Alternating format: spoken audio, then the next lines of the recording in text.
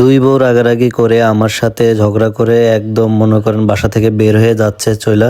তো দুইজন একসাথেই চলে যাচ্ছে। কোথায় যাচ্ছে, কেন আমার উপর এতটা বিরক্ত হইলো যে আমাকে ছেড়ে চলে যাচ্ছে, সবকিছুই বিস্তারিত আপনারা জানতে পারবেন এই ভিডিওতে।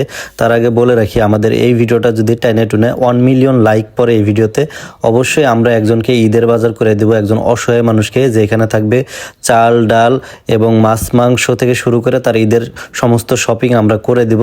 তো এই জন্য আমাদের ভিডিও যাদের সামনে যাবে অবশ্যই একটা লাইক দিয়ে দিবেন এবং এই ভিডিওটা প্রচুর পরিমাণে শেয়ার করবেন যাতে করে সবাই লাইক দিতে পারে। আর এমনি তো আমি ভয়েস দিচ্ছি, সকাল থেকে আমার মনটা ভালো না, তো ভাবতেছি ভিডিওটা যেহেতু করে রাখছি ভয়েস দিয়ে দেই। প্রচুর পরিমাণ খারাপ লাগতেছে, কারণ দুই বউকে একসাথে এইভাবে কখনো যাইতে দেওয়া লাগবে এটা আমি কখনো চিন্তা করি নাই। কিন্তু আপনাদেরকে বলে রাখি যে আসলে আমাদের ভিতরে তেমন কিছুই হয় নাই চলে যাওয়ার মতো, কিন্তু তারপরেও চলে যাচ্ছে। এটার একটা রিজন হচ্ছে আমার বড় বউ অনেকদিন ধরে অসুস্থ ছিল এবং আমিও অসুস্থ, পূর্ণিমা অসুস্থ, মানে মোটামুটি বাড়ির সবাই অসুস্থ হচ্ছে। তো কাকুলি একটু বেশি অসুস্থ ছিল এবং সে তার বাড়ির মা বাবা যারা আত্মীয় স্বজন আছে তাদের কথা প্রচুর মনে পড়তো এবং অনেক মানে মন খারাপ করে থাকতো। তো ভাবলাম যেহেতু ওর খুব খারাপ লাগতেছে, ও একটু বাপের বাড়ি থেকে বেড়ে আসা দরকার। এবং ও কয়েকদিন ধরে বলতেছিল আমাকে যে আমি একটু বাপের বাড়ি যাবো, একটু বেড়ে আসবো, অনেকদিন ধরেই যাই না।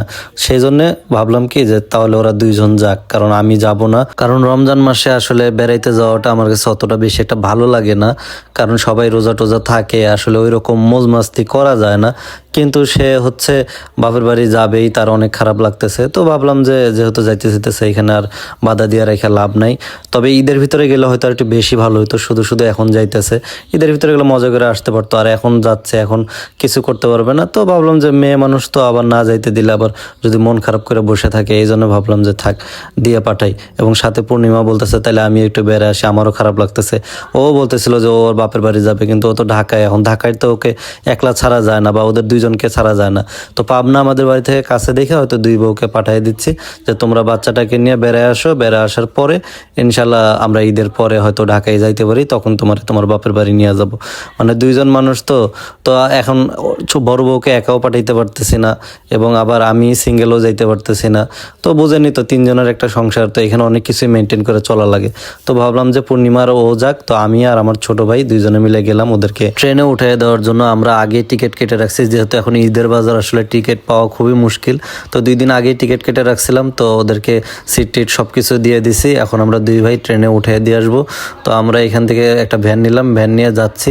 তো যাওয়ার সময় সবাইকে মানে বললাম আর কি, সবাইকে বলতে ওদের দুজনকে বললাম যে ভালো ভালো দেখে যাও, বাচ্চাটার খেয়াল রাখো, মানে সচরাচর যা বলে।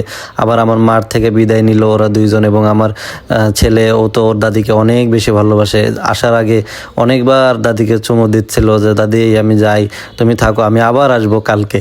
তো ছোট মানুষ বুঝেনি তো, ওকে কিভাবে কথা বলে, ওর কথা তো সবাই জানেন, এখানে আসলে নতুন করে কিছু বলার নাই। ওর কথা অনেকেই অনেক পছন্দ করেন। তো শেষবারের মতো ছেলেটার একটু মাথায় হাত বুলিয়ে দিচ্ছিলাম, ছেলেটার সাথে একটু গল্প করতেছিলাম, কারণ আবার ওরা কবে না কবে ব্যাক করে, হয়তো ব্যাক করতে 2-3 দিন বা তারও বেশি সময় লাগতে পারে, আমি ঠিক জানি না। আসলে বলে তো যায় 2-3 দিন, কিন্তু ওইখানে যাওয়ার পরে আত্মীয় স্বজনরা, আসলে যাওয়াটা হচ্ছে নিঃস্বাধীন কিন্তু আসাটা হচ্ছে পরস্বাধীন, ওইখান থেকে আসতে দিতে চায় না, অনেকে অনেকভাবে আটকায় রাখে। বা বুঝেনি তো, একটা ফ্যামিলির কাছে গেলে সবাই তো চায় যে 2-1 দিন থাইকা যাক। তো আমি বলছি যে 2 দিনের ভিতরে চলে এসো। তো ওদেরকে আমরা অনেকক্ষণ ওয়েট করার পরে ট্রেন চলে আসছে, পরে ওদেরকে ট্রেনে উঠাইলাম, উঠানোর পরে এখানে বসে তারপর ওদেরকে বিদায় দিয়ে আসলাম। এবং সবারই মনটা খুবই খারাপ, কারণ 3 জন এইভাবে আলাদা আলাদা থাকবে এটা কখনোই ভাবি নাই। তো সবাই ওদের জন্য দোয়া করবেন, ওরা যেন ভালো ভালোই পৌঁছাইতে পারে।